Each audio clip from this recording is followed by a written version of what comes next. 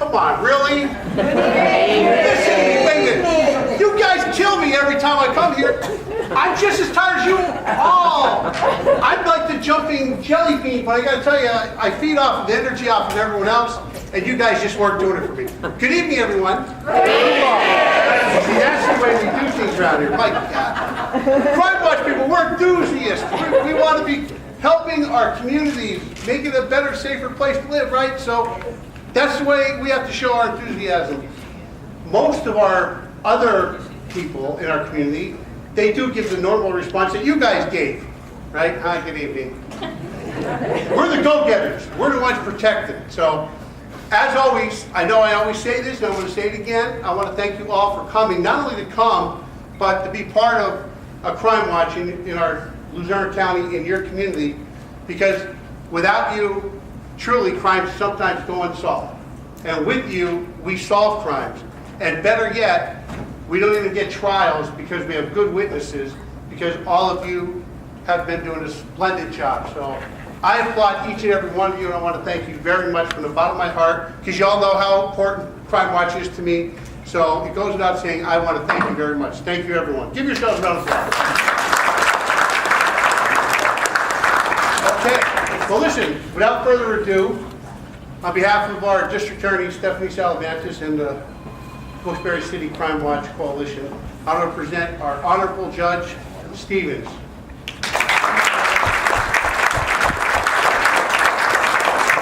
He's good.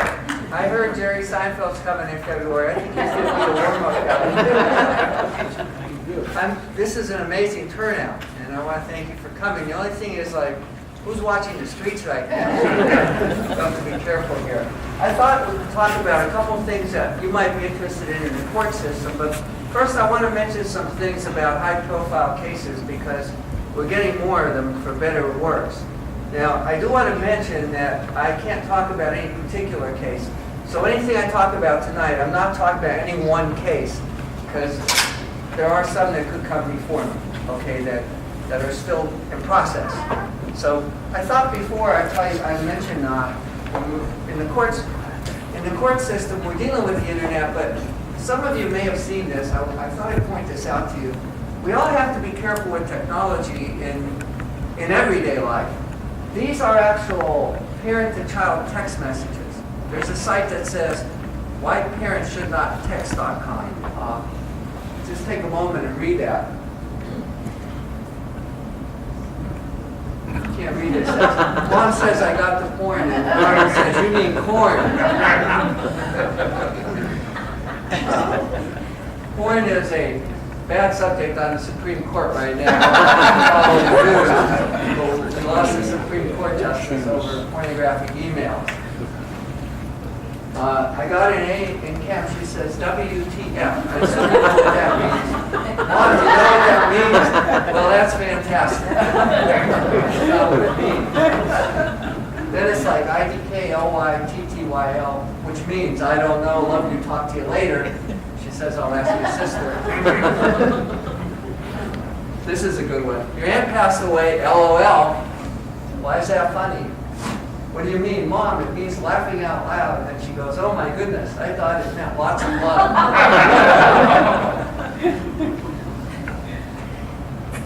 And then this is just when you ever say you have a bad connection on a cell phone when you want to cut off a call. If your son or daughter's asking you for money, oh, I have a bad connection right now. It doesn't work with text. And this is a good one. In crime watching, you could understand this one. She gives her address, time, her home address and everything. She sends it to the wrong number. The guy goes, you have the wrong number, but me and my boys will be there. We're still coming, he says. On a more personal level, I have my own problem. My daughter lives in 44 now, and every night I always text her, you know, love you, good night. Well, I send it to another judge, a male judge. I texted him, and I didn't get an answer. So the next day I called him. I was like, oh, this is what happened. He was laughing. He said, I didn't think it was meant for me. This is a quote about chaos reigns outside the courtroom. The media and the public jockey for position. 20,000 people in a small courthouse. Spectators crammed the hallways. They even broke the entrance doors. And it said 260 people were allowed inside. There were already over 275 spectators and witnesses, and 150 jurors were crammed into the space. The courtroom was so loud that the judge had difficulty hearing questions. The court could not hear the jury verdict over the din. And that all came from the Lindbergh baby case. You would think it was something today. So it's nothing new, these high-profile cases. You're all too young to remember the Lindbergh case, but he was a pilot and his child was kidnapped. One of the problems is the potential for conflicts of interest and the desire for fame and fortune. I can't remember his name at the moment, but he was in charge. Do you remember when on Route 95 there was a sniper in Maryland and people were pumping gas and they were getting shot? I remember my son was going to school down in Virginia at the time. We were driving 95 and we said on the radio, watch out for it. They had the car wrong, but they said a white van. I never saw so many white vans out there. I've never had But anyway, he had to get off the case because he got so caught up in TV and movie rights that he wasn't investigating the case. That's Chandra leaving. There was a U.S. congressman that everybody thought he murdered her, but he actually ended up, he didn't. But that made like TV rights and everything. And then of course Timothy McVeigh, all the terrible things he did. Some of these, even the detectives, not our detective here though, some of them they get so caught up in the TV rights that the case gets forgotten. And the President of the United States said that Charles Manson was guilty when President Nixon was president. And he said it before the trial was over. He obviously didn't mean it when it came out, but he said it at a press conference. So it made the headlines, and everybody thinks his lawyers snuck the paper in because Manson, if you read about him, he was a great manipulator. He's still alive. He's still securely in prison. He took the newspaper and he pretended to be reading it so that the jury could see the headline, because he wanted to cause a mistrial so that they would have to start all over again, and he figured he could intimidate some of the witnesses. And in fact, one of his defense lawyers was murdered during the trial. They never found out who did it. They suspect the Manson family because the defense lawyer disagreed with Charles Manson on the defense strategy. So Nixon accidentally declared that he was guilty. Pretrial publicity, that's an issue that you see in every county. Pretrial publicity. Public have a right to know, and jurors can still hear a case. That's what I want to point out. A juror can still hear a case if they've read about it or heard about it. Does everybody know why? What do you have to say if you want to be on the jury and you've heard about it? Won't influence you, and they will ask you, can you still be fair and impartial? Do you have a fixed opinion on the case? And prospective jurors are honest. Every time when I was doing jury trials, jurors are honest. And they'll tell you, I think he's guilty. Well, is your mind so made up that after you hear the evidence in the case, you still think he's guilty? And if the person says yes, then they can't be on the jury. Some things are difficult to reconcile. That Eagles quarterback is now hurt, but the Eagles and the Cowboys are big rivals. And the First Amendment is the right of the news media to let people know what's going on. And that's a very important right. The Sixth Amendment says people have a right to a fair and impartial jury. So what is the effect of the media and the social media on a high-profile case? And that's what we're trying to work out in the courts. We don't want to interfere with the media's rights on the First Amendment. Just have to make sure that people still get a fair and impartial jury. I'll explain in a minute what we can do about that. The Son of Sam law. I wanted to point that out tonight because criminals cannot profit from their crimes. I don't know if you know that Pennsylvania has what's called the Son of Sam law. So this got in the news. It's been the law since around 1994 and 1995. But it came up a couple years ago because there was a story that Jerry Sandusky was going to write a book. And people said, well, what's he going to do? He's going to get all that money. Well, I don't know. I don't think he's written a book. that I know of. But he won't get any money from it. It goes to the victims of crime. That came about, there was a serial killer named David Berkowitz, and he was going to make some money. And New York passed a law so that any profits, he could not profit from his crime. It would go to the crime victims. He could not profit, or his family could not profit. Pennsylvania is one of, I think something like 34 states have that. Judge, may I ask, what if it was a family member that, so let's just say the defendant is locked up in prison and it's a family member who decides to get paid for an interview, or what actually happens? Is that covered? Yes, they cannot make a profit from it. Now, a family member or somebody in prison could write about it. This became a Supreme Court case. The Supreme Court said you can't stop them from doing everything. So if Sandusky wants to write a book about kids for cash, he can do that. But if you start, well, as long as it doesn't get in, that was a bad example. Then I said that. You have a delete button, push it. No. If he wants to write a book, say, about the rising river in Luzerne County, he can do that, as long as it doesn't tie in any crimes that he's convicted of. And family members also are covered. If I remember, there was somebody not too long ago that was selling T-shirts up in Scranton, Lackawanna County, for somebody that was in jail for murder. And then a lawyer from Scranton raised the issue of the son of Sam law, and the guy stopped selling T-shirts. I have a quick question on that, though. Sure. If a book was already written before they were convicted, I'm just using this because you said Sandusky, he actually did write a book after the championship, and it's got a court title, what's called Touch, the Sandusky Stories. And I'm not kidding, that's a true book, it's out there. And there are pictures and stuff of him being with a lot of the kids from his group and that kind of thing that are already in this book. Can he still profit from something he wrote before? I'm not sure, but I would have to say, the way I understand the law, it applies after a conviction. So if somebody wants to write a book and then commit the crime, you might make a good argument that it's meant to be covered like that. Okay. I didn't know about that book. This is just getting judges involved. That says, shall we torment the attorneys? The lawyers all think we torment them. What we don't. This is what judges can do when there's a problem with a high-profile case.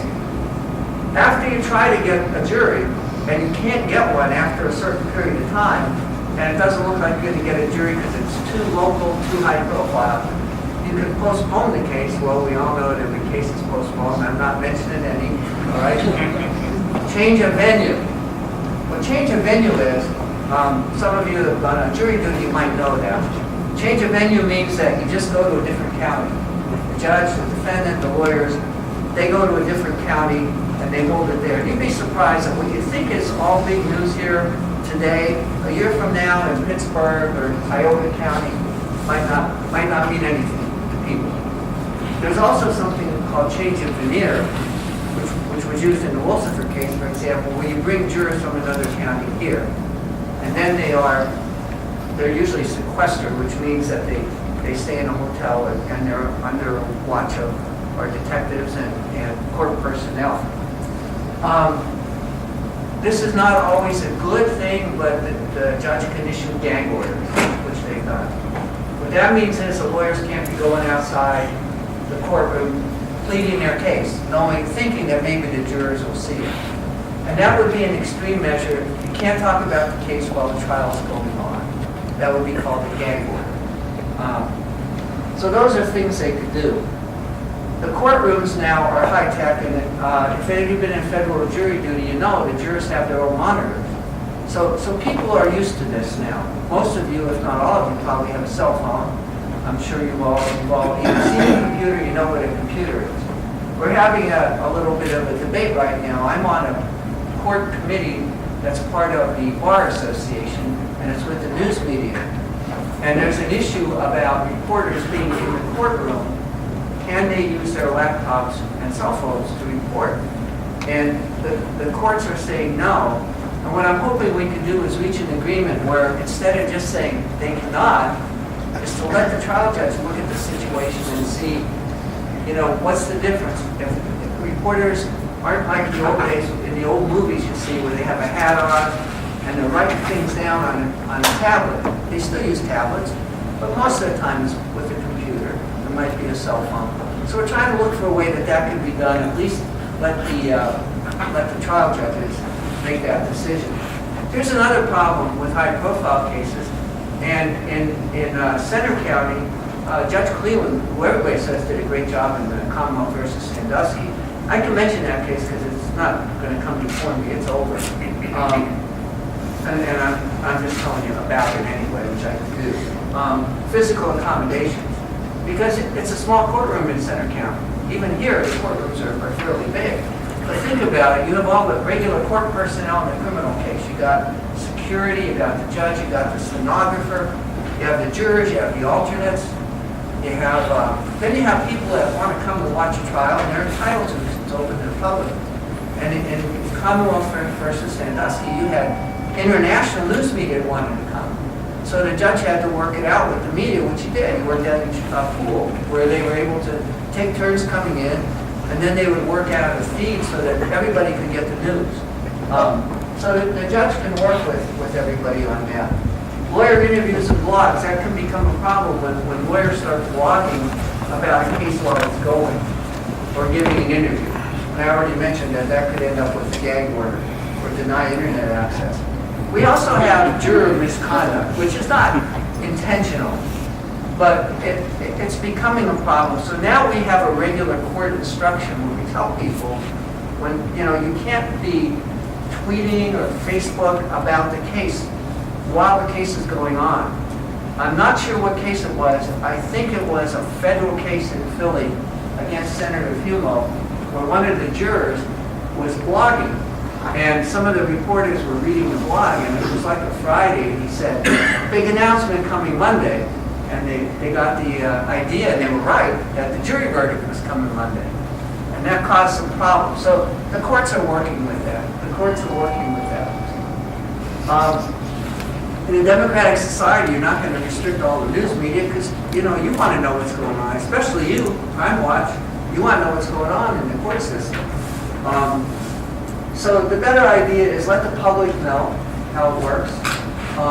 Lawyers, we have new ethical rules we put in place where they should not be using the social media to argue their client's case, and to use common sense. And they should stay alert on the ethics side. They should stay alert. That's not you, we know that. We know that. There are a couple things, I'll just leave that on for a minute. I wanted to also mention a couple things about how these judges, how we're making some decisions. Because you might read in the paper and you'll wonder, why did they do that? How did they do that? Judges are bound by rules, like everybody else. So on sentencing, for example, the judge has some discretion. The judge has a lot of discretion. There are what are called sentencing guidelines that they follow. So they can't just make up a sentence in their mind. They have to base it on something. That's why what the probation office does is very important.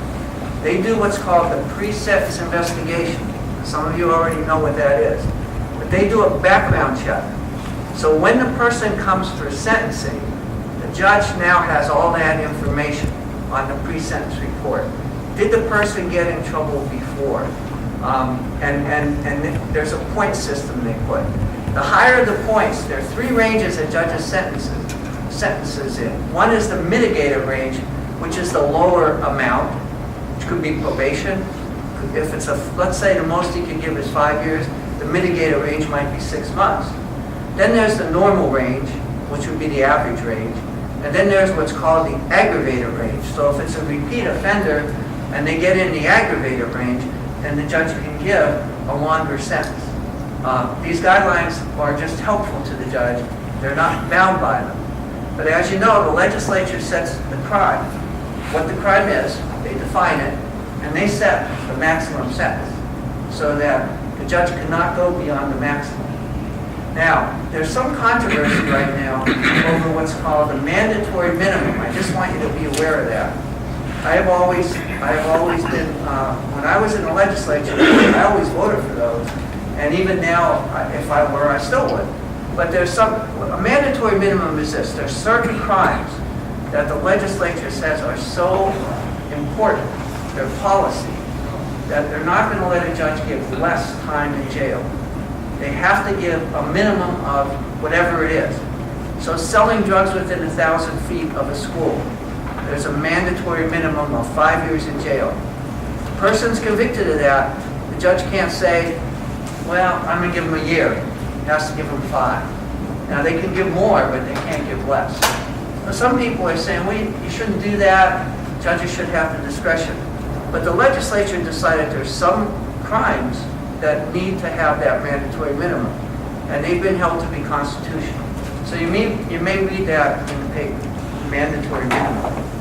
The other thing I want to point out is about these decision making. So this is not what we talked about at the other Crime Watch meeting. There are, for Crime Watch people, there are 2 appellate courts. You have the trial court that you all know right here, right down the road. And then you have 2 appellate courts that concern crime. All criminal appeals go to what's called the Superior Court of Pennsylvania. That is an appellate court. They must take every appeal. And they get about $8,000 a year, okay? They have to take it. And there are 15 elected judges, and that's the court that I was on. There are 15, and they're elected statewide, okay? And what they do is they decide cases based on panels of 3 judges at a time. And most of the time, what you do is you work in your local office or wherever you live, and you decide the cases there. And what they're decided on is the record that's made at the trial court, the court record, and the legal arguments that the lawyers make. And they make those in what I call legal briefs, that we read them, and we read the court record. And then we decide if the appeal, if a person should get a new trial, is it unfair, or should they stay in jail. So that's how the Superior Court works. And I may have mentioned this at the other meeting we have, but some of you weren't there. I just want to point this out, how it works. When I was on the Superior Court, I was scheduling court sessions in high schools and on law school campuses, and so people could come and watch. And we scheduled one at the Dallas High School. We had one at MMI, we had one at the Hazleton High School. So we scheduled one at Dallas about, I guess it's only about 2 years ago now. And when I scheduled it, I was still on that court. There were 2 judges going to be with me, 3 of us. I didn't know that Commonwealth versus Sandusky was going to be scheduled on that session, and it was. In the meantime, I filled a vacancy on the Supreme Court, so I left that panel. But the problem was, people didn't understand what I'm telling you about the courts. And I was getting phone calls, how could you do this to the people in Dallas? How could you bring Mr. Sandusky into a high school with their kids? And I would say, he's in jail. He doesn't get a day off to come to court. He stays in jail. Only his lawyers come.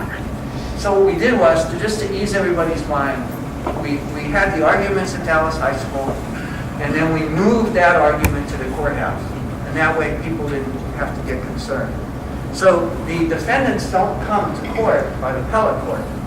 None of the witnesses come.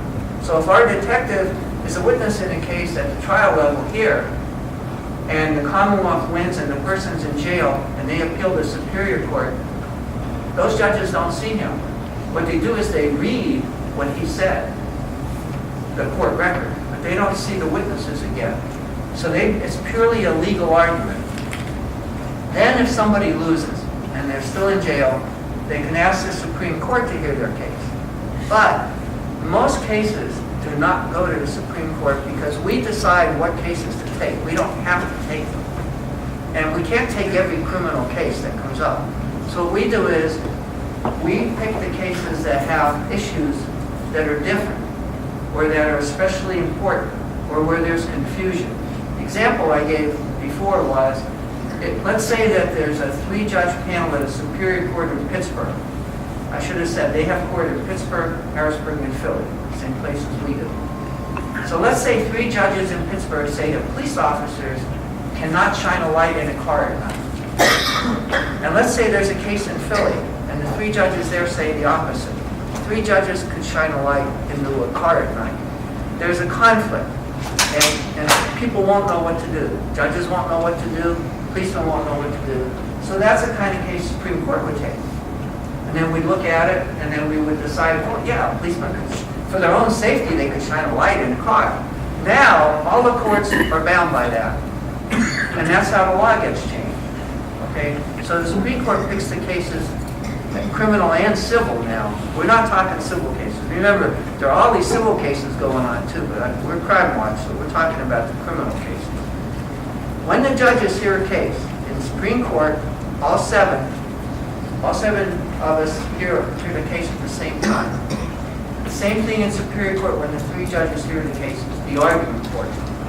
After the day is over, when we hear all the cases, we go into a conference room, just us, no law clerks, nobody, and we talk about every case. We've already read everything about them, and then we make a vote. How do you feel about this? I vote to keep the conviction. I would affirm the conviction. And we take a vote. And if there's a majority, then we know that that's going to be the case. And if everybody agrees, then it's a unanimous majority. And then we take turns writing cases. And then we file the case.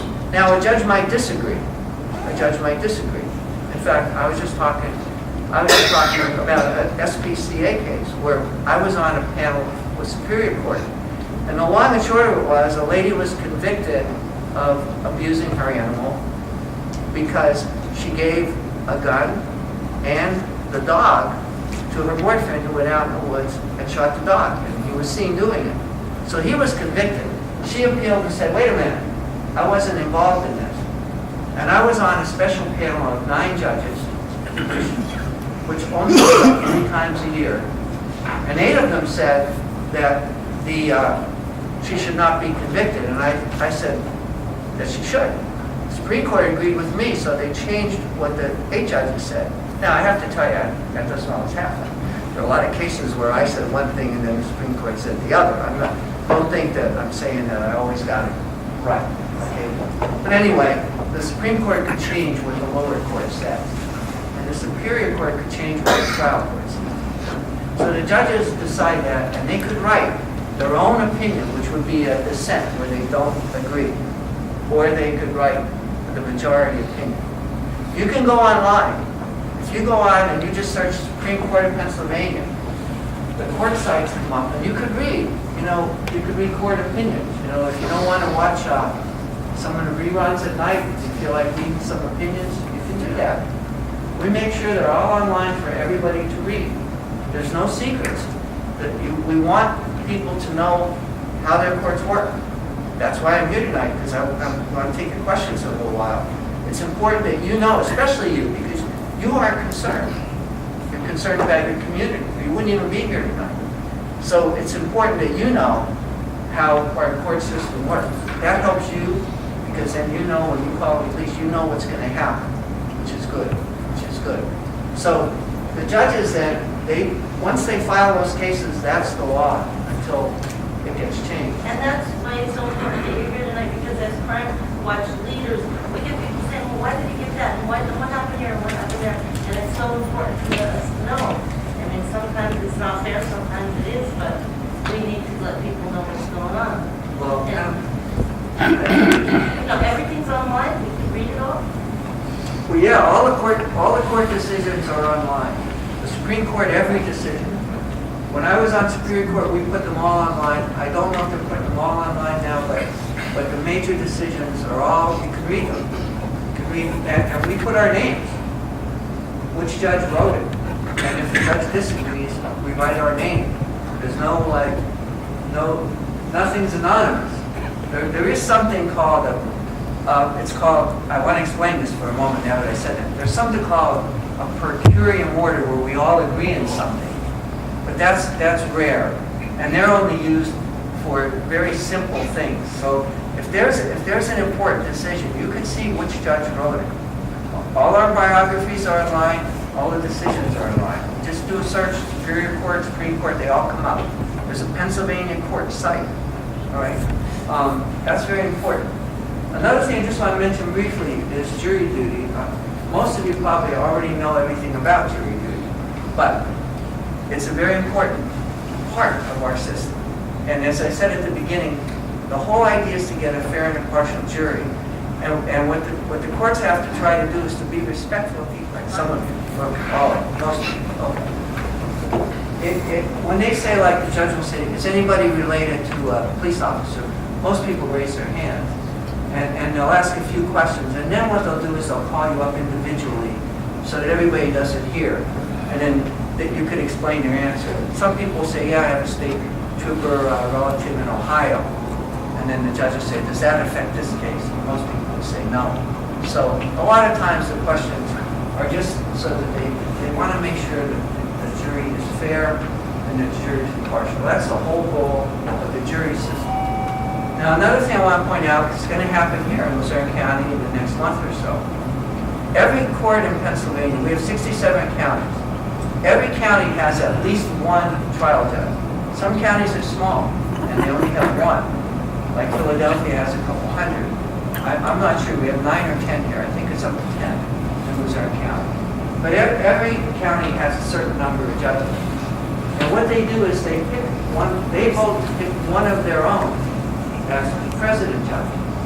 Now, as you know, Tom Burke is the current president judge here. And the president judge gets 1 5-year term of office. And he's selected, or she, by the other judges. All right, so Tom Burke's time is going to end at the end of December. So the judges here will have to agree on a new president judge. And the Superior Court has a president judge. I was at before I left it. Every trial court has a president judge. Now what does that mean? Well, actually all it means is you do everything the other judges do, but you're also in charge of what's called administration. You have to help make sure, you have to work on the budget, help present a budget. You need to help make sure that the court scheduling is working, because you don't want to have jurors going to court and there's no judge to handle them. There are a lot of daily things that go on that a president judge has to do. So the Luzerne County judges will be picking one of their own that will then follow in the footsteps of Tom Burke. And Tom Burke came in, as you know, right after the Kids for Cash, so he had a very difficult time. But I can tell you that statewide that the trial judges are very respectful of Luzerne County and what's going on here now with the changes in the juvenile law. In the Supreme Court, we just voted this summer, juveniles will now, they have to be told that they have a right to a lawyer. They have to be told that. The DA's office now is reviewing every case, which is a tremendous amount of cases, by the way, extra cases. And then defense lawyers, there's a public defender, for example, assigned to juvenile court. So there's some institutional changes that are being made by the court and by the legislature. And Senator Baker from Luzerne County and Senator Udicek were right in the forefront to help make changes to make everything more fair. So with all the things going on, our county has become much more respected again, and that's a good thing. On the Supreme Court, there's no election for president judge. There's a chief justice, and that's the top judge in the state. That's based on seniority. It's not how old you are, it's how long you've been on the court. And our Chief Justice is now going to retire at the end of December. And then we'll have a new Chief Justice who's from the Harrisburg area. So that's a little bit how that works, and I wanted to mention that. The last thing I want to mention, because I want to take some questions from you, is some people asked me some questions about what's different about a death penalty case. I just want to mention a couple things about that. One of the first things is that first, it has to be a crime that there would be first-degree murder, which is the most serious crime in Pennsylvania. And first-degree murder is an intentional killing. It's an intentional killing. But that doesn't make it an automatic death penalty case. Years ago, the United States Supreme Court said you can't do that. You can't make it automatic. So the legislature decides what type of cases belong in the death penalty case. One of them is murdering a baby, murdering someone under 12 years old. And that's what the legislature decided. You may say, well, what about 13? But your elected officials in the legislature decided 12 years old. Murdering a law enforcement officer in the line of duty or a firefighter could be a death penalty again, it's not automatic. It's what's called an aggravating circumstance. So you'll read about that when you read about a death penalty case. The DA will say, they tell the defendant ahead of time, we're going to seek the death penalty. And we have an aggravating circumstance. Killing a police officer in the line of duty would be an aggravating circumstance. And then they seek the death penalty. And the next thing that happens with that, there are a lot of things that go on before a trial, as you know. But when they're ready to pick a jury, they pick what's called a death-qualified jury. And I teach criminal justice. One of the students said, does that mean the people are dead? I said, well, no, that doesn't mean they're dead. Death-qualified, how could that make sense? A death-qualified jury means that the jurors that decide that they'll be in that case, they do not have a fixed opposition to the death penalty. Because some people will say, I'm against death penalty. You could bring everything into court, and I will never give the death penalty. Well, they can't be on the jury then, because if one juror says that, then the Commonwealth could never get a death penalty. And in effect, that would nullify the law. If you're not going to have a death penalty law, it would be up to the legislature to say, we're not going to have a death penalty law. So it wouldn't be fair to put somebody on the jury, and the jury verdict, as you know, has to be unanimous. So it wouldn't be fair to put somebody on a jury that's against the death penalty under all circumstances. So what they'll say is to people, if the evidence proves it, can you give the death penalty? And when people say yes, even though it's difficult for them, of course it's difficult, when people say yes, then they can be on that jury. That's what's called a death-qualified jury. And then, once the person is found guilty of first-degree murder, the same jury goes back in the jury room, and now they decide life or death. Because in Pennsylvania, unlike some states, it's life without parole. For example, I mentioned Charles Manson. In California, you can be in jail for life, but you come up for parole, early release. And he's come up several times, but he's never gotten it. A couple times he even said, don't even put me out because I'll just come back. So he doesn't get parole. He's in his 70s and people are still afraid of him. He's in jail because young people still write to him. If you read about him online, young people still write to him. And if he made a couple things out of hangers, like little animals out of hangers, and somebody smuggled them out of prison and they ended up on eBay. So now they watch, they won't let, like he can't get anything out because people want to buy it. That's how crazy it is. All right, but in Pennsylvania, it's life without parole. Right? And if you get, it's either that or the death penalty. And then the jurors have to decide that. And then it's called mitigating evidence. At that point, the defendant can call in anybody they want. They can bring in a rabbi, a priest, a minister. They can bring in a mom, anybody they want to plead for the person's life. And then that jury listens to that. And then they go back in the room and then they deliberate. And then that's the end of that. And then the appeals start. And then one issue we have that I'm trying to figure out how to work with it yet is that we've had cases that go back to the mid-90s. And you all know the Banks case, that goes back to the early 80s. But we have some cases in the mid-90s where death penalty was given, very brutal, terrible murders. The people appealed. They went through the whole court system. They went to the Pennsylvania Supreme Court. I think we just said 3 different cases. We said the guy's got a fair trial. So now we have a lot of judges looked at it, fair trial.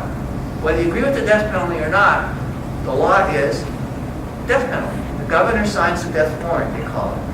And what's happening is, as soon as the governor signs the warrant, they go to federal court, and the federal judge issues what's called a stay order, and then stops everything. So that's why we have some cases now that are over 20-some years. Now, you have to decide for yourself if you agree with the death penalty. I'm just saying, on the Pennsylvania Supreme Court, it almost seems that we become, that we're just not viewed seriously because, I mean, we're making sure people get their rights. You know, that's one of our jobs. And then we're being told, basically, doesn't matter what you say. So that's just something that I'm working on to figure out how to approach this issue. So those are some things about the death penalty. Last thing, I know you've been very attentive. I want to mention selection of judges. Pennsylvania, they are elected. We went over this at the last Crime Watch meeting, so I'm not going to go into all the detail. You pick your judges, county magistrates, appellate court. You pick them. Under some states, they use what's called merit selection, where the judges are appointed by a commission. And whatever you do a little research, you decide what you want your legislators to do, because every year there's a bill in the legislature to do away with elections. And then what you want to do is you're active people. You should think about how you feel about it, and then let your legislators know. Say, stop electing judges, it's too political, appoint them, or don't appoint them because that's political, and then you don't know the politics, you don't know who's on this commission, you don't know the names ahead of time, you don't know anything about anybody. You guys decide that. So that's how that works. Okay? I want to save some time here so that I can answer some questions about the court system. It's very important, the court system. I'm trying to tell you how judges make decisions. And again, the appellate courts make sure that people get a fair trial. That's what it's all about. And sometimes there are mistakes made at a trial, accidental mistakes. And then we say, no, somebody should get another trial. I would say in the vast majority of cases, there's not a problem. There's not a problem. But people do have the right to appeal. One more thing. I keep saying this. There's an old TV show, Columbo. One more thing. One more thing. I should mention plea bargaining. Plea bargaining.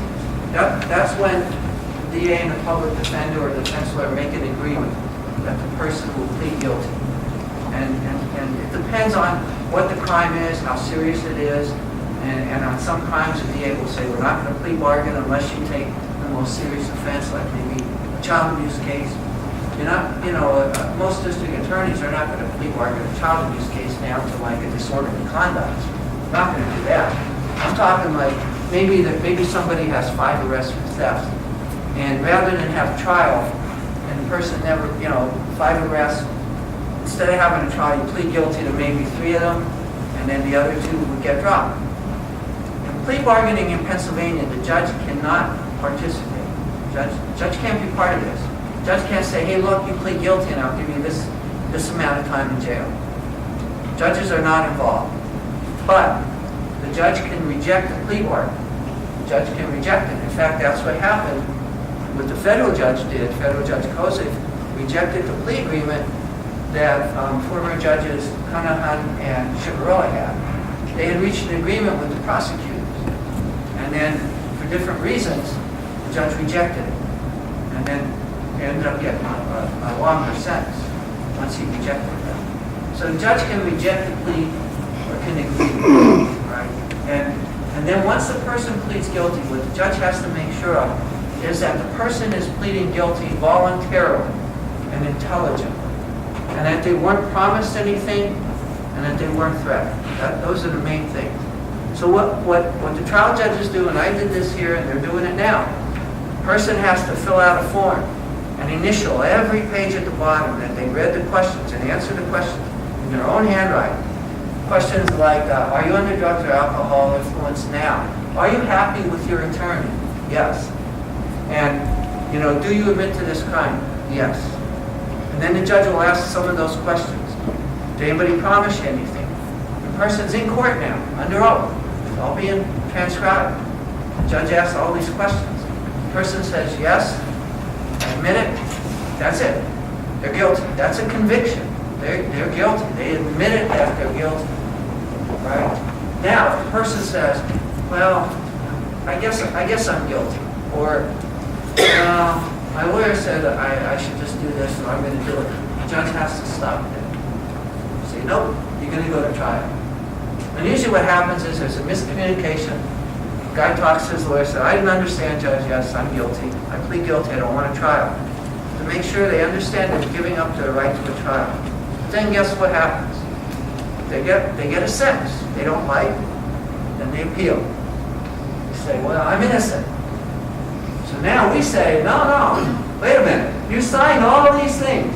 You went into court, you said all these things. You're happy with your lawyer. Well, my lawyer didn't, I gave him an alibi, and he didn't follow through. And when you were reading, like, what's the alibi? Well, there's a witness that would have said I was with him, and his name's Tom, I don't know his last name, I don't know where he lives, but you can find him at the public square sometimes around 2, 3 in the morning. So am I supposed to tell a lawyer, you know what, go hang around there, look for some guy named Tom and see if he'll come into court? No, we don't do that. However, and again, I don't necessarily agree with this, the U.S. Supreme Court has said, if a person withdraws their guilty plea by saying they're innocent before they're sentenced, we have to be more likely to give them a chance to do that and go to trial. Once they're sentenced, it's a lot harder. The problem with what this is the United States Supreme Court. The problem that they're giving the local courts is people can judge shop, which we don't like. Judge shopping means you're trying to get, if you're a defendant, you want to get to a judge that you hear through the grapevine is probably going to be more lenient. You know, there are some judges you don't want to go to because they're too strict. So if you get that judge, then you figure, well, I'll withdraw my guilty plea, and then they'll have to reassign me and I'll end up with a different judge. That's what I don't like. We look for that to make sure that people aren't doing that. Now, lawyers don't do that because that's unethical if they do. But some of the defendants know the system probably as well as you do or I do, and they know how to manipulate it. Okay? So that's plea bargaining. I wanted to mention that. So what did I forget that's on your mind now without specific cases? What do you want to know about judges and court systems? Talk about appeals, and I've heard like 3 and 4 and 5th appeal and that. If it's going through the system, if it's already gotten to, the state level and then the U.S. Supreme Court, why is there still appeals after that? There shouldn't be anything. That's a great question. He wants to know why there's so many appeals. Well, people always have the right to appeal, but what's happening is, and our current Chief Justice, he has said in written opinions that some lawyers are being unethical because they're just trying to keep their client alive at all costs, and they're using the system. But what happens is, here's what happens. Let's say I represent a guy, he's found guilty. So on his appeal, he says, I didn't do a good job. He has a constitutional right to what's called an effective lawyer. So he says, I didn't do a good job, so he gets another lawyer. And now that lawyer on appeal says, yes, I didn't do a good job, I didn't go out and find Tom in public square, whatever I didn't do. So now that takes time. I should mention, we don't just sit around. These appeals take time because what happens is, when you have a death penalty case or a big murder case, the stenographer, you might have 2 weeks of testimony all day. Stenographers take it all down. They have to type it all up into the court record. And then there are all kinds of procedures and time things. So usually it actually takes about a year from the time a person is found guilty at the trial level until the Superior Court can actually make a decision on it. So that person's in jail a year. And if for any reason they get a new trial, they're in jail a year. So then they lose the appeal. And then they'll go to the next court and they'll say, the trial lawyer was bad, and now the appellate lawyer was bad. He didn't handle the appeal right. So there are ways that, unfortunately, the system can be abused. I'm not saying it always is. People have the right to appeal. And I think that this is one area that I want to look more into and try to talk to some of our federal representatives to see what can be done to make sure people get a fair trial, but that they don't just abuse the system. But how many appeals can they go through? I mean, there's only a certain amount that because it grows up each time, right? It doesn't stay at the same level of court, right? Well, because they find ways, a lot of it is to layer the claims and not bring up everything at the same time like they're supposed to. And then, as I said, we say everything's done, and then they go into federal court into death cases, and then they argue the state system was bad. That's a problem. That's a problem. In most cases, that doesn't happen. I'm talking death penalty. In most cases, it ends. Once it gets to Superior Court and they uphold a conviction, most of those cases end right there because we don't take the appeal. There are requests for appeal. We get almost 3,000 a year. Every week, I get a bunch like this on my desk, and my law clerks read them first, and then I go through them. And most of them, we just say the Superior Court took care of it. There's nothing unusual that the Supreme Court should get involved. So most of them do end.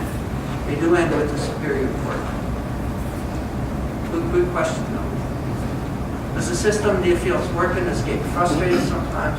It gets me frustrated. It must get you frustrated. I have a question. And, the beginning process where, they go in front of the judge and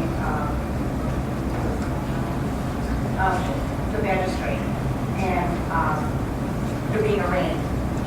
And I've seen in numerous cases, as I read through the newspaper, constantly when we have these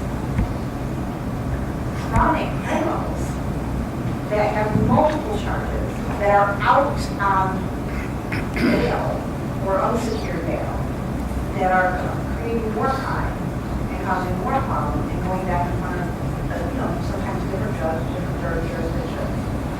How is it that this can happen? And they're not put back in, once they have more charges, they're not just put back in jail and left there. So they can't commit more crimes and cause more issues on our streets. Because we see that a lot in these where Repeat offenders. people major repeat offenders, and they're not out 5 minutes, and they're going to arrest them again. We've, in our specific area where I was on, we've had drug busts where the people that are arrested are out on unsecured bail for charges that happened a year ago, or a lot year ago. How is that over? Everybody hear about people committing repeat crimes while they're out on unsecured bail. I have no easy answer for that, because first of all, people have a right to bail, but district justice, magisterial district justice is the first one.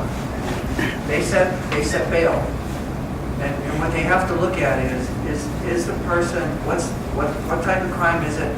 Is the person likely to show up for trial? But usually, if a person comes back again right away, I would say a lot of times the second offense, the bail gets higher. And then if they can't make bail, they go to the county jail. If they think bail's too high and they're in jail, they can try to get a trial judge to reduce it. I had one where the guy wanted it reduced. I actually increased it. Everybody got shocked because I made it higher because I thought that it was too low. But repeat offenders, they should be dealt with in a different way than somebody that's just their first time. It's not a real serious crime. I don't have an answer for that. Judge, I wish I did. they usually say if they're a danger to society. I always hear a magistrate say that when it comes to that part of bail. So if they seem that the person is a danger to society, then of course they would set bail higher. Yeah, but if it's a repeat offender and you're continuing to get out on bail, there's a problem that needs to be addressed. I don't know of any particular case. I can't talk about particular cases. But I would say, we have some pretty good magistrates in this county. I would say that when they come back a second time and they're out on bail, they could have their bail revoked. And that's a bail revocation hearing. The DA could actually request that. So maybe...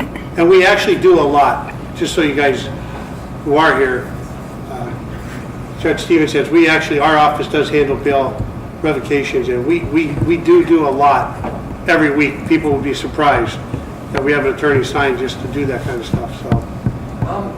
It happens a lot. When you have one that particularly disturbs the community, it's not really your job, but you can let the DA's office know and let them come after a bail revocation and have the bail revoked.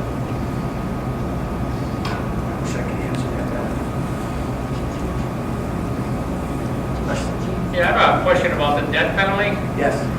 and it's mainly, why don't we use it to our advantage and get these lowlifes off the streets?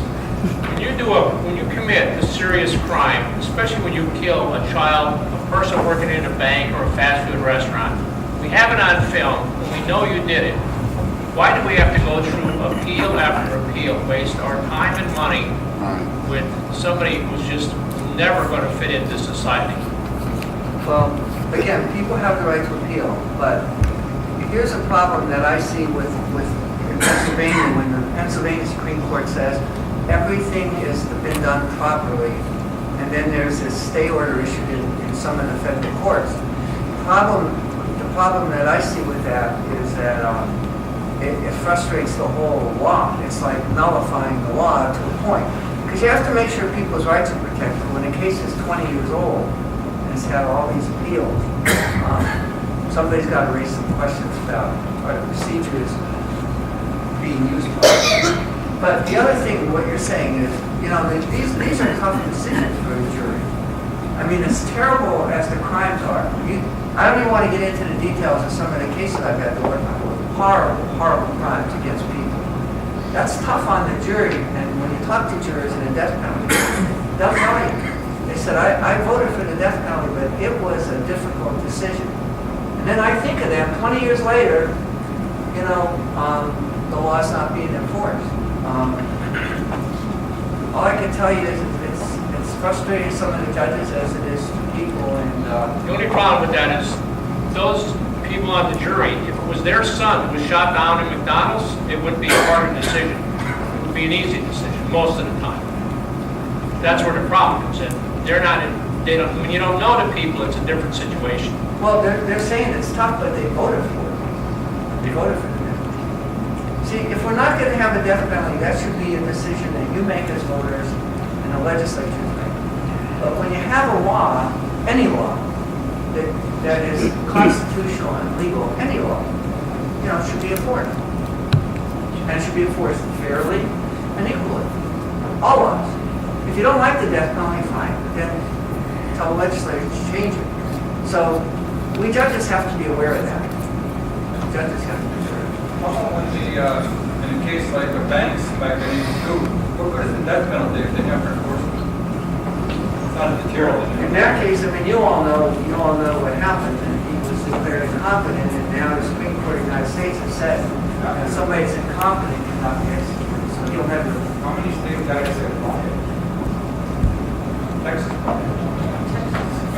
Well, Texas does enforce all its laws as far as When the judge said it was concurrent versus consecutive sentences, I guess for multiple crimes, what's different? Why the difference in that? What? That's a great question that I didn't cover. Sentencing. As you know, if somebody is sentenced consecutively, they have to serve the first sentence and then the second sentence, or however many there are.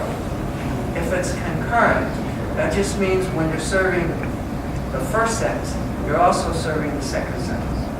And that's based on what I told you before. A judge looks at the pre-sentence investigative report and then decides what they want to give.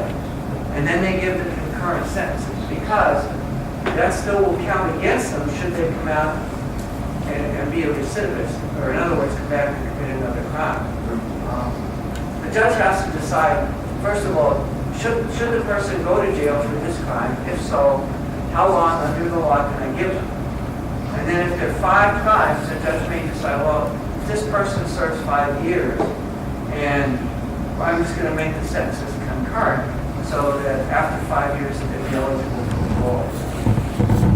It depends on the facts of the case. But I should have mentioned what that was. So then that's like a When an accused person does a plea bargain where they plead guilty, does the victim or the victim's family have any say about whether the person is allowed to do that? Yes. She asked, what's the role of the victim and the victim's family when there's a plea bargain? I'm very happy to tell you this. When I was in the legislature in the 80s, we passed a law called the Crime Victims Bill of Rights. Until that law was passed, people were being sentenced and the victim never would read about it or hear about it in the news. And then we passed a law that victims have a right to be notified of the stages during the proceeding, and they have a right, they could go to sentencing. Before sentencing, they could say something to the judge, how the crime affected them, or they can write a letter to the judge. You don't have to go if they don't want to go. The they have every right to let the judge know before having a trial, there's still a sentence. So before the sentence, the victim has those rights. They'll get usually a lesser sentence than what they would have received.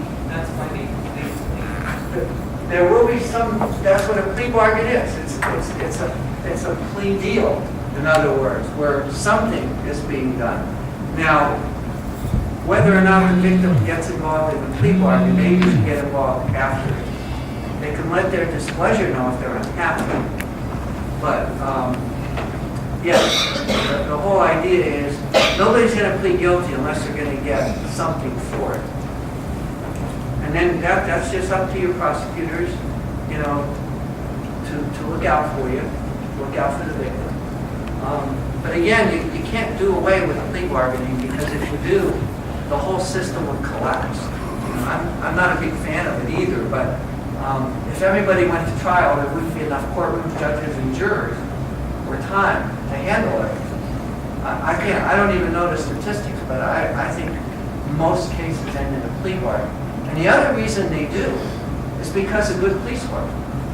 When a defendant sees, you know, and the defendant's lawyer sees what the police have, surveillance video, witnesses.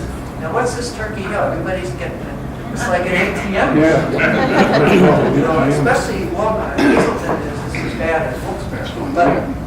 But the police do their work. And then the defense lawyer really says, well, look, we better try to get you some kind of deal. You're going to go to jail, but at least it's not going to be as long as if you put us all through a trial. And the idea, supposedly, in a perfect society, when people are in prison, they're supposed to, you know, get whatever treatment or rehabilitation or learn from their crime. And we all know that doesn't always work. You know, I'm not going to stand here and lie to you and say, hey, that works. That's the goal. But you also have to have punishment. That's part of our system. It's not all rehabilitation. There has to be punishment to protect the rest of society. So that's still one of the goals of sentencing, is still to punish people and deter people from committing a crime. You hear a lot about rehabilitation, which is important. But anybody that's been the victim of a crime, you know, wants to know that this person is going to be taken out of society. I'm talking violent crime now, peace. Although economic crime can be bad too. Economic crime. We've had cases, I had cases when I was a trial judge where people's lives were ruined because of like an identity theft type thing. So that's just as serious. There's another question on there? Yeah, what does it mean when someone is sentenced for two life sentences and not just one life sentence? A life plus 20 years. When you get like 2 or 3 life sentences, Yeah. it really doesn't mean a lot, except that if you can make an argument that if for some reason one of the life sentences was thrown out, we still have the other one. But really, unless you believe in reincarnation, and when the person comes back, they get life sentences. It really doesn't mean a lot. It's saying to somebody, this is how serious it is. Judge, I hear a lot about botched lethal injections, and they're saying how cruel it is, and they can't get the chemicals. Why don't they come back to the firing squad? I think Utah still has it. You volunteers, you won't laugh. I think Utah actually does still have a firing squad. I think they're starting talking about doing that. A lot of Most states have gone to lethal injection. I think some states might still have hanging, but not a lot of states are carrying out the death penalty because there's been a lot of controversy over it, as you just said. Right. And, Firing squad. Perfect. One bullet. What's it cost? as long as they don't mess with it. Can you explain why some criminals will go to jail immediately and others are given 30 days or so to get their affairs in order? I don't know. I can only tell you it depends on the type of case it is. If it's a violent crime, they're going to be held in jail until sentencing. If if it's like stealing, say, from a supermarket, say, and they're going to jail, they might give them a few days. I don't know how much that's being done, if that's being done a lot. I know one time I had to sentence a guy when I was still in the courthouse here, and I sentenced him to immediate jail, and he was shocked, and the lawyers were shocked, and I just thought that's what you do. And then later on, the prosecutor and defense lawyer came in, and they said, you know, he drove his truck over, and it's in the courthouse parking lot, you know, would you give him the weekend? Now, it wasn't a crime against the person, but it was an economic crime that hurt somebody. So I gave him 2 days to get his affairs in order. But if anybody would actually commit another crime, then I would assume they're going to, you know, pay double. So these are good questions. These are things that are good to know. One case locally that's frustrating to everybody is the Hugo Slinsky case. Who's that? I talked about That's a paycheck. No, I know you can't. Is that a case that's ever going to come to a conclusion, do you think? I can't talk about that because that could possibly end up before me. So I can't talk about it. He could tell it. Eventually, it's going to be, he'll be prosecuted. I can say that. That's not all I can say. In our lifetime. Question? The abuse of the appeal system, is that something that the legislature has to address or the court system through court procedure? I would think, and that's what I'm looking into, I would think that maybe our federal legislators could look at a way to streamline the appeals to make sure people are getting their appeals, but not allowing the federal courts to just come in at the end of 20 years of state courts looking at it. Now, they have constitutional rights being called habeas corpus and all, and I have to talk to maybe our local congressman to see if there's a way to streamline the process. Because it's frustrating for people, the jurors who sat in on the case, the victim's family, and so on. But again, I'm not trying to convince anybody about the death penalty. I'm just telling you it's the current law in Pennsylvania. The legislature passed it. It's held to be constitutional. But I hear from people all the time that they get frustrated with a lot of laws that are not enforced on the federal level. If you talk to Congressman Borletti, he talks about the immigration law. He'll say it's not enforced. So there are laws that you have to question, you know, whatever you believe on any of these issues. But what I'm trying to say is if you don't like a law, it really should be the legislature that should change it. Question? Yeah, what's the difference between an appeal system on a life sentence and a death sentence? I mean, what's the difference? Do they still have the rights to 10, 15 years of appeals if they have a life sentence? Well, on the life sentence, the difference is they're still in jail in both cases. But in the death penalty case, they're not getting the death penalty, so they're staying as a lifer. And sometimes that's the goal, is to just, look, I did it, I don't want the death penalty. And, you know, I just want to be a lifer. But do they still have the same right of appeals? Yeah. Really? Well, but it's different because, it's a little bit different because once you have the life sentence. Right. All right, there's not really a way to stop it from being enforced. Once the appeals are done, you stay there. The death penalty, under our system, there are just so many levels of ways that you can stop it. And our Chief Justice has explained in written opinions his frustration with the whole process. What I'm trying to say is, people with the death penalty, you see their cases going on and on and on. And people with life sentences, you might read once or twice they appeal them, and it's usually the end of it. Well, they go through the system and then it's over. Yeah. The death penalty, they just they continue. What I'm trying to say is, I'm not against the death penalty, but either just give them a life sentence and save us a lot of money. Well, I mean, that's sometimes jurors think that. I'm not, like I said, I'm not Now against keep it. in mind, if they don't get the death penalty, I mean, it's the first They degree usually- murder, they still have life in prison without parole. Without parole. When was the last time we actually put somebody to death? I'm not sure, but I know that Governor Ridge, Governor Corbett, and Governor Rendell have all signed death warrants. It's not a Republican or Democrat thing. But it never happened. I don't know when the last time, I really don't know.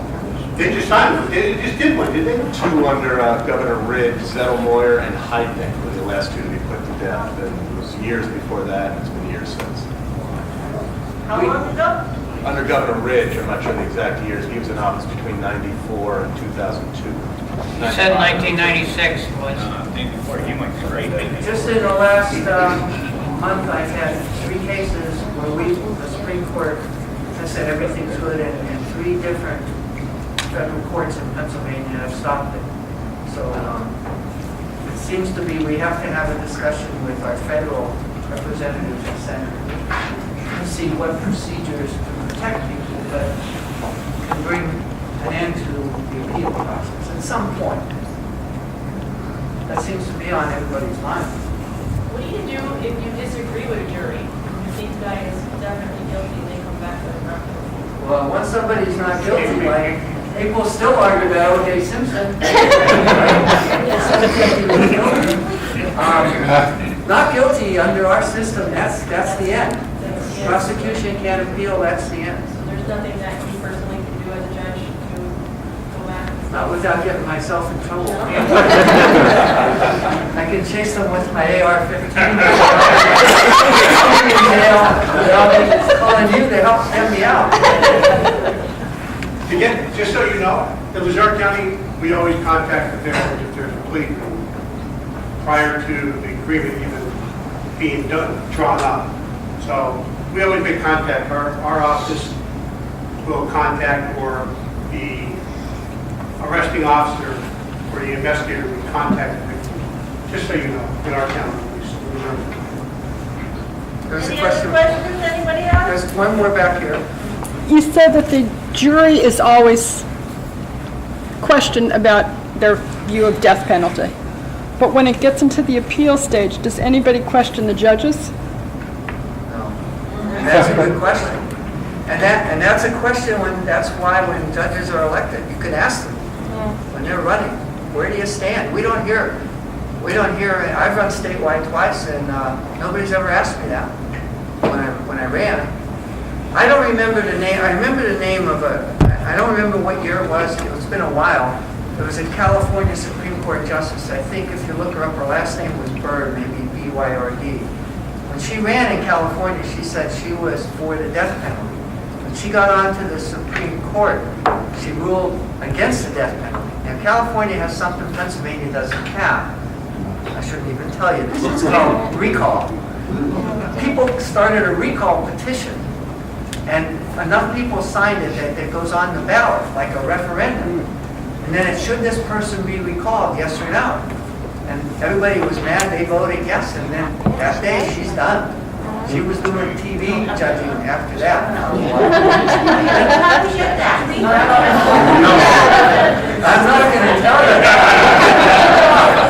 The legislature passed, Pennsylvania doesn't have these initiative and referendum. Initiative is when enough voters, and it's a percentage of the registered voters. It's not easy. California's done it many times. People draw up a law. Their voters helped them. And they did that, I think, that they were one of the first states to ban cigarette smoking in public places. They had property tax reform. The voters draw the law up, and it goes on the ballot, yes or no. And if it's yes, the legislature, that's too bad. That's the law. They bypass the legislature. Recall means they could get rid of an elected official before their term is up, but it's not easy. It's a lot of work. So it has to be somebody that really has people really aggravated. We have referendums where you vote yes or no on something. Should we have more money for state parks or whatever? Is there a different set of guidelines for sentencing for, say, if I committed a crime as opposed to just law enforcement committing the same crime? No, the sentencing guidelines apply to everybody. And what they're looking at is what kind of person had to been to get here, And what kind of crime did you commit? Was it a serious crime? And if it was somebody hurt? And what, are you likely to do it again? And the judge has to consider a lot of that stuff. Although, I would have to say, we persecuted more by our media people than so you might be on page 20, I'd be on page 1. And I'd be live, at 6 o'clock. Oh boy, I'm sorry about that. Any elected official? My wife is here. Pack her bags. Any elected official, as such as a councilman or a mayor, we do not have this call. As far as I know in California, any elected official can be called by But election. we don't. They can't do anything. You can't recall. All you can do is, you can vote somebody out when their term of office. We do not have a recall. Recall would be passed by the legislature. You'd have to convince your legislature to pass recall. It might even have to be a constitutional amendment, but I'm not sure. No, we do not have that. And we do not have initiative where you can bypass the legislature. You're asking a good question. Judge, do you want your job for life? Tell me you want the recall. You got it, you're in. Look at the law. You guys paid a lot of attention. I hope I didn't take too much of your time. Oh, God, keep I going. really want to thank you guys for everything you do with Crime Watch. It's very important in the community. Very important. And that you take the time to do that is incredible. And don't hesitate. When your judges are out, question them, question me, question your legislators. Don't be afraid. You have that right. Ask questions. People should answer them for you. Okay? All right. Thank you so much.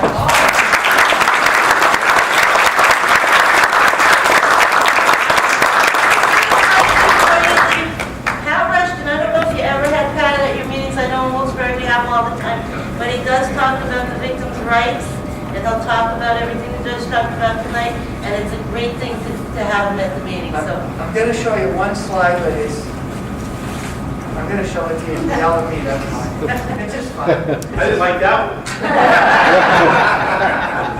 Law is like life. Is the sound still on? Is the sound still on? If it plays. Law is like life. I want to play this. I'll play it. Hold on, Judge. Just click on it one time. It's a little bit, somebody might get mad at me. Make sure I got it. I don't have recall it for it. This kid's just crying. That's all you hear. Screaming. He wants to hand.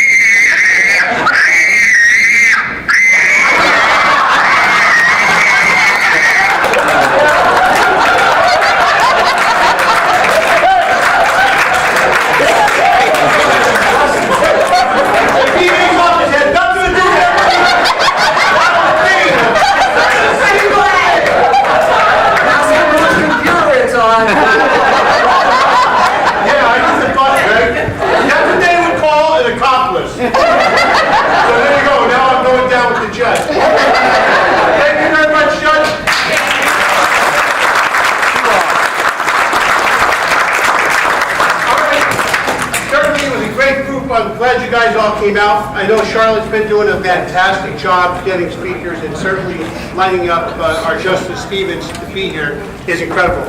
Those that knew him, was a great district attorney, a great judge for the Commonwealth of Pennsylvania here in Luzerne County. He's certainly a great man, and he's certainly nice to have in our own community. So I want to thank him again, and certainly thank you guys again for everything you do. Keep doing what you do, and if you guys ever need anything, let me know. I was going to ask him, now that all the media people are gone, I have a jury trial coming up, our first jury trial in child pornography, and I'm thinking to myself, how do we do this in Luzerne County, because we don't have a tech support, like federal court, they have little computers in front of the jury.